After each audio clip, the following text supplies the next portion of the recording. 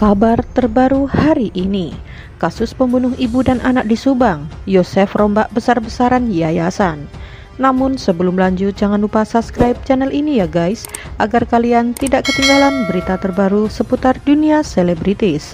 Kalau kalian sudah subscribe, mari kita lanjut dan tonton video ini sampai habis ya. Yayasan Bina Prestasi Nasional yang didirikan Yosef kini terbengkalai. Dampak dari terjadinya kasus pembunuh ibu dan anak di Subang dengan korban Tuti Suhartini dan Amalia Mustika Ratu.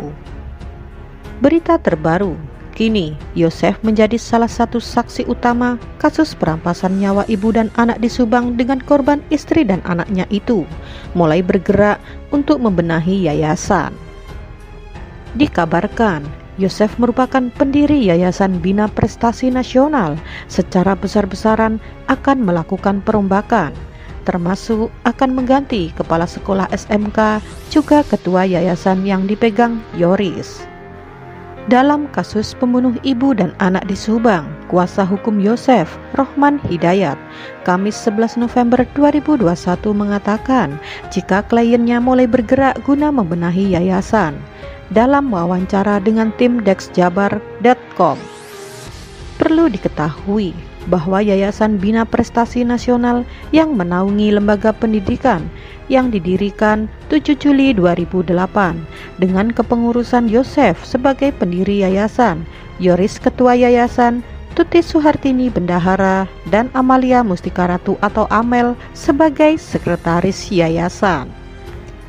Rohman mengatakan, semenjak kejadian kasus perampasan nyawa ibu dan anak di Subang pada tanggal 18 Agustus 2021, alhasil hampir 3 bulan operasional Yayasan Bina Prestasi Nasional terbengkalai.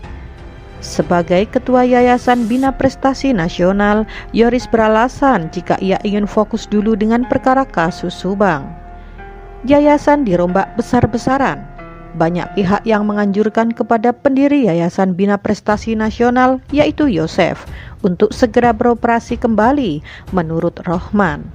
Oleh sebab itu, Yosef pun menelepon pihak kepolisian di Polres Subang untuk meminta izin mengambil dokumen yayasan yang berada di rumah TKP Ciseti. Polisi dan Mulyana masuk ke rumah TKP pada tanggal 19 Agustus 2021. Selain mengambil kucing milik almarhum Amel, juga mengambil dokumen-dokumen yayasan.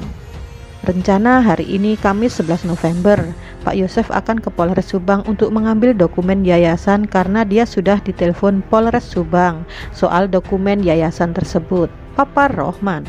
Sebagai pendiri yayasan, Yosef harus segera bergerak untuk mengoperasionalkan yayasan, sebab selain kegiatan belajar sudah dimulai, murid di SMK di bawah naungan yayasan banyak juga yang ingin pindah sekolah, sehingga diperlukan surat-surat keterangan dari pihak yayasan. Selain itu, Pak Yosef ingin mempertanggungjawabkan soalnya adanya dana BOS, dana hiban untuk bangunan, paparnya. Kemungkinan sebagai pendiri Yosef akan menunjuk kepala sekolah baru, sebab kepala sekolah yang lama tidak aktif lagi setelah ada kasus ini. Yosef juga akan segera menunjuk bendahara baru untuk menggantikan almarhumah Tuti Suhartini supaya proses pengajian di yayasan bisa segera diselesaikan. Demikian juga dengan posisi sekretaris yayasan yang dipegang Amel akan segera digantikan dengan orang baru. Begitu juga dengan ketua yayasan yang saat ini dipegang oleh Yoris akan segera digantikan orang baru. Terima kasih sudah menonton video ini sampai habis ya guys. Jangan lupa like, comment, and subscribe. Dan sampai jumpa di video selanjutnya. Tetap patuhi protokol kesehatan.